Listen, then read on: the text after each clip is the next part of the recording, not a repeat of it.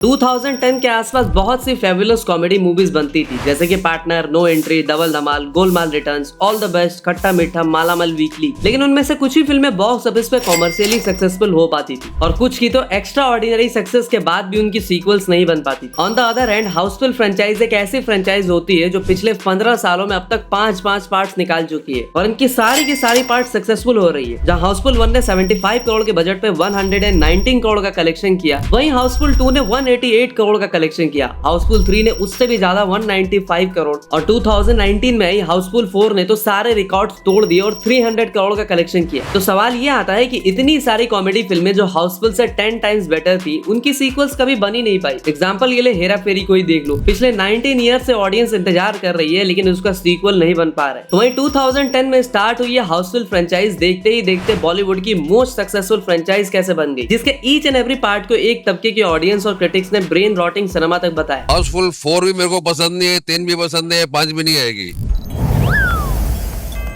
देख लिया। हाँ, धोखा। पापा, इन चीटर्स ने हमारे साथ आंख में घाघरा I mean, चोली आंख में चोली खेली है पापा।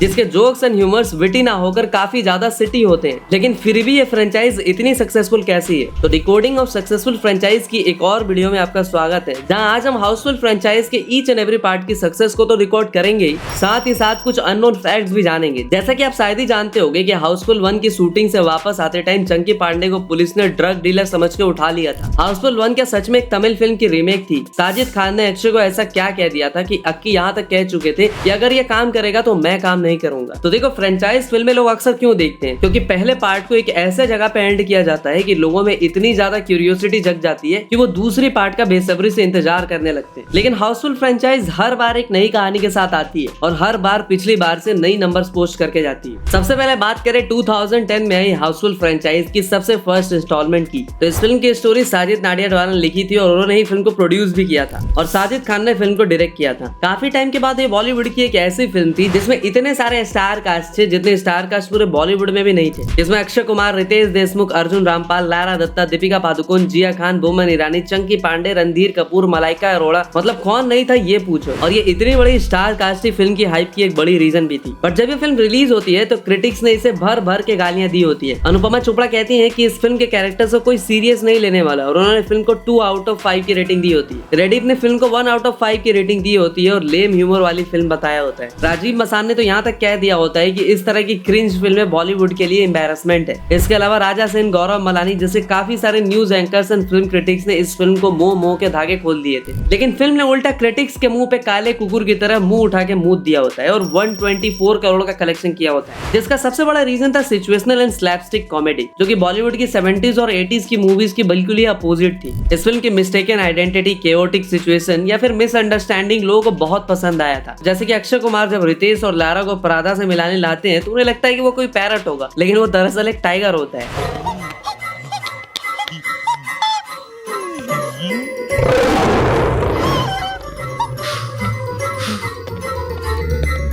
Ladies and gentlemen, here I present Prada.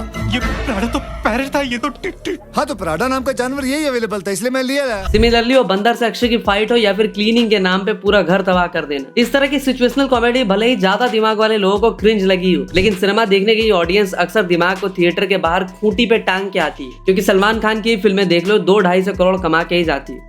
अबे साले, ऊपर से फिल्म के गाने लाइक पप्पा जग जाएगा, ओ गर्ल यू आर माइन आज भी ऑडियंस को पसंद आती है। फिल्म के lavish set, exotic locations like London, Italy वगैरह फिल्म की सक्सेस का एक बड़ा रीजन भी होती है। एंड चंकी पांडे का आई एम जोकिंग एंड मामा मिया ये भी बहुत पॉपुलर हुआ था और जितनी मिसअंडरस्टैंडिंग इस फिल्म में हुई थी उससे ज्यादा मिसअंडरस्टैंडिंग रियल लाइफ में भी हुई थी। जब इस फिल्म की शूटिंग से रिटर्न आने के टाइम पे चंकी पांडे को एम्स्टर्डम एयरपोर्ट पे पुलिस वालों ने धर लिया था, क्योंकि चंकी पांडे ने ऐसा गेटअप किया था कि उन्हें वो कोई मैक्सिकन ड्रग डीलर लग रहा था। और जब उन्होंने पुलिस वालों को बताया कि he is a famous actor in Bollywood और अपनी वीडियोस यूट्यूब पे चेक करने को कहा, तो और भी ज्यादा कंफ्यूजन क्रिएट हो गया, क्योंकि कॉप्स ने यूट्यूब वीडियो से उन्हें पहचान तो लिया है, लेकिन वहाँ पे नाम था एज अ चंकी पांडे और पासवर्ड पे उनका नाम था सुएस पांडे। इसीलिए कॉप्स ने उन्हें काफी टाइम तक स्पेनिश में पूछताछ भी की, लेकिन उन्हें कुछ समझ में नहीं आया। चंकी पांडे ने उन्हें हिंदी सॉन्ग्स भी सुनाए, लेकिन कोई बेनिफिट नहीं हुआ। तब वो कॉप्स उन्हें केबिन से बाहर ले गए कि कोई उन्हें पहचान ले, लेकिन कोई इंडियन भी उन्हें मूंछ की वजह से पहचान नहीं पा रहा था। तब जाकर एक बुढ़िया ने उन्हें पहचाना और उनकी जान छूटी। और आपको शायद ही पता होगा कि P L Thenappan, the producer of 1998 Tamil film Kadhala Kadhala, उन्होंने तमिल फिल्म प्रोड्यूसर काउंसिल में कंप्लेंट तक कर दी कि बिना उनके परमिशन के उनकी फिल्म छाप ली गई है। और ये भी कहा कि उन्होंने साजिद नाडियाडवाला के साथ डील की थी इस फिल्म के राइट्स बेचने को लेके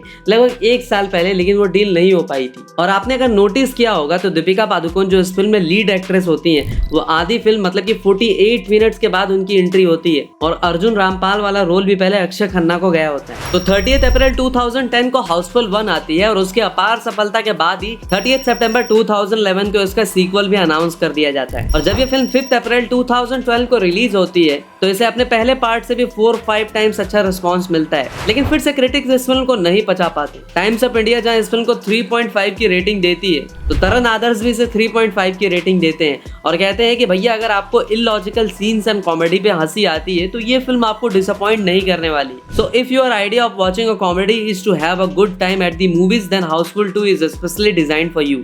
अनुपमा चोपड़ा फिर से इसे 2 आउट ऑफ 5 की रेटिंग देती हैं और कहती हैं कि Housefull 2 has exactly the same mix of stars, foreign locations, partial plot and spectacularly dim-witted comedy at the first Houseful. This is the cinematic equivalent to junk food. When you walk in, you know exactly what you are going to get. राजा सेन जहाँ इसे rape villain Ranjit की वजह से simple comedy बताते हैं, तो राजीव मसांड फिर से इसे 1 आउट ऑफ 5 की रेटिंग देते हैं और कहते हैं कि ये डम ऑडियंस के लिए बनी फिल्म है। लेकिन अगेन फिर से फिल्म धुआंधार कलेक्शन करती है 186 करोड़ का। अब देखो जहाँ बाकी सीक्वल्स पुराने ही स्टोरी को कंटिन्यू करती है, वहीं हाउसफुल हर बार एक नई थीम, स्टोरी, वियर्ड कॉमेडी और भर भर के स्टार कास्ट के साथ आती है। इवन कैरेक्टर्स भी चेंज हो जाते हैं, एक्सेप्ट बोमन ईरानी एज बटुक पटेल एज चंकी पांडे एज आखिरी पास्ता। और पार्ट 2 में ही अक्षय और साजिद खान के बीच पंगे भी हो जाते हैं, जब साजिद खान एक टॉक शो में कहते हैं कि अक्षय तो एक बिल्कुल ही फ्लॉप एक्टर है, उसकी सिर्फ हाउसफुल 1 एंड 2 ही इतने टाइम में सक्सेसफुल हो पाई है और शायद इसीलिए साजिद खान को हाउसफुल 3 से निकाल दिया जाता है। और हाउसफुल 2 ही वो फिल्म होती है जिसमें director, producer, music composer, script writer सब के सब साले साजिद होते हैं। मतलब मल्टीवर्स ऑफ साजिदनेस देखने को मिलता है इस फिल्म में। और हाँ, जॉन अब्राहम वाला रोल पहले सैफ अली खान को ऑफर हुआ होता है, लेकिन वो इससे डिनाई कर देते हैं। फर्स्ट पार्ट में भी उन्हें एक रोल मिलता है, लेकिन वो उससे भी डिनाई कर देते हैं इस फिल्म में। लेकिन मेरा पर्सनल फेवरेट सीन होता है वो रंजीत वाला सीन, जब अक्षय असीन को मिलाने अपने बाप रंजीत से लाता है। फिर जो ब्यूटी और बेटी का कांड होता है,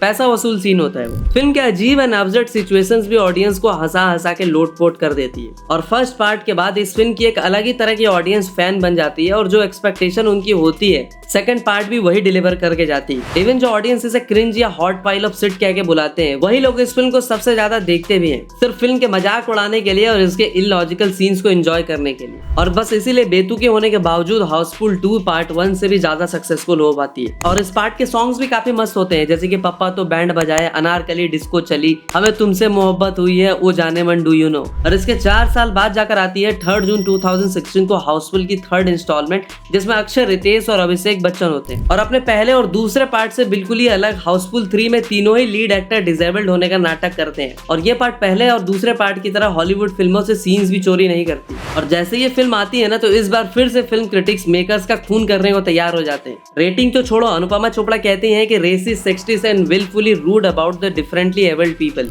और उस काले बच्चे वाले सीन पे जहाँ बटुक पटेल माने बोमन ईरानी उस बच्चे को डामरों ने टुकड़ों कहते हैं, उसकी वजह से फिल्म पे रेसिज्म के भी एलिगेशंस भर भर के लगते हैं। आप ऐसे कैसे कह सकते हो पापा? काले गोरे का जमाना गया। मैं सावली हूँ, मम्मी सावली थी। अरे सावली तो ठीक छे, पण आ तो डांबरનો टुकड़ो छे। बट ऑडियंस को हमेशा से क्रिटिक्स की बात का उतना ही फर्क पड़ता है जितना मोदी जी को राहुल से। और इस तरह के हरामी टाइप कॉमेडी ही फिल्म की सक्सेस का एक बहुत बड़ा रीजन भी होती है। और इसीलिए यह फिल्म 195 करोड़ छाप के जाती है। हाउसफुल फ्रेंचाइज की अगर एक बात आपने नोटिस की होगी तो हर पार्ट का म्यूजिक डायरेक्टर अलग अलग होता है। फर्स्ट पार्ट का म्यूजिक जहाँ शंकर एहसान ने लॉय ने दिया होता है, तो सेकंड पार्ट को साजिद वाजिद ने कंपोज किया होता है। थर्ड पार्ट में सोहेल सिंह, मीका सिंह, सराबी टोसी, तनिष्का बागची, मिलियन गावा जैसी पूरी टीम होती है। और इसके 3 साल बाद जाकर आती है हाउसफुल 4 ऑन 25 अक्टूबर 2019। और ये अक्षय का प्राइम टाइम होता है जब उनकी सारी फिल्में स्काई रॉकेट हो रही होती है। और पार्ट 4 के हाइप क्रिएट होने का एक बड़ा रीजन अक्षय कुमार भी होते हैं, खासकर उनका वो बाला यानी टकले वाला कैरेक्टर। अब देखो, हाउसफुल 4 के आधी फिल्म को साजिद खान ने डायरेक्ट किया होता है, लेकिन मीटू एलिगेशंस की वजह से उसे आधे फिल्म से ही भगा दिया जाता है। बाद में फरहाद सामजी फिल्म को डायरेक्ट करते हैं। दिवाली जैसे फेस्टिवल पे आई ये फिल्म 300 करोड़ का कलेक्शन करती है। फिल्म में री इनकारनेशन यानी पुनर्जन्म, अक्षय कुमार का लुक, उनकी एक्टिंग को बहुत प्रेज किया जाता है। जैकलिन फर्नांडिस जो बाकी पार्ट्स में होती है वो पार्ट 4 को साजिद खान की वजह से बीच में ही छोड़ देती है। दरअसल Sajid and Jacqueline were in relationship and about to get married, लेकिन उन्हें जल्दी ही समझ में आ जाता है कि ये सारा बहुत बड़ा ठरकी है, इसलिए मैटर बिगड़ जाता है। हाउसफुल 4 को क्रिटिक्स के साथ साथ ऑडियंस भी भरपेट गालियां देती है और इसे हाउसफुल फ्रेंचाइज की सबसे वर्स्ट फिल्म भी बता देती है। इसलिए आप चेक करना, IMDb पे इसकी रेटिंग 3.6 है। लेकिन बॉबी देओल को इस धर्मपुत्र का रोल देना, अक्षय का वो भूला वाला कैरेक्टर, ऊपर से इतने सारे नॉनवेज जोक्स, इसलिए इंडिया के सारे थिएटर ओनर्स कहते हैं कि ये फिल्म उनके लिए दिवाली पे कैश मशीन बन के आई और देखते ही देखते इस फिल्म ने 300 करोड़ भी क्रॉस कर लिया था। तो भाई ये थी हाउसफुल फ्रेंचाइज की सक्सेस और उसकी पूरी हिस्ट्री। और हाँ, कल से हाउसफुल 5 को लेकर मार्केट में फिर से ट्रोलिंग चल रही है। सारे क्रिटिक्स, मूवी रिव्यूअर्स इसे ब्रेन रॉटिंग फिल्म बता रहे हैं। वैसे अगर आपने भी हाउसफुल 5 देख ली है तो आप बताना कि आपको ये फिल्म कैसी लगी और थिएटर में जाकर देखने लायक है या नहीं, और इसे रेट भी करके जाना। तो मिलते हैं अगली वीडियो में, तब तक के लिए हर हर महादेव।